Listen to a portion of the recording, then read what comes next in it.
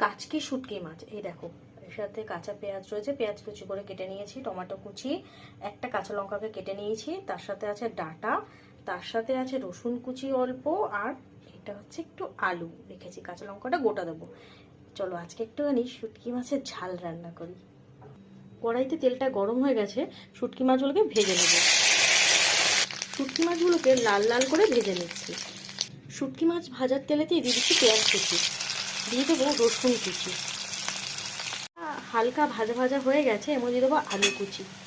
আলু কুচি দেওয়ার সঙ্গে সঙ্গে দিয়ে দেবো ডাঁটার টুকরোগুলো, দিয়ে এবার ভালো করে নেড়ে নেব।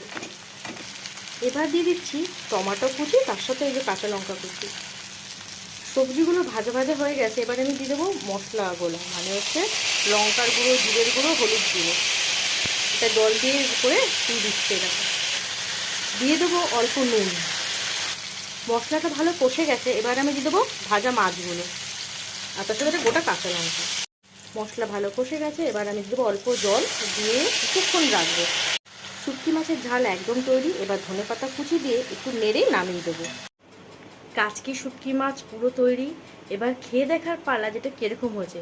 দেখতে তো বেশ ভালোই লাগছে, তো চলো এবার একটু খেয়ে দেখি এটা কীরকম লাগছে।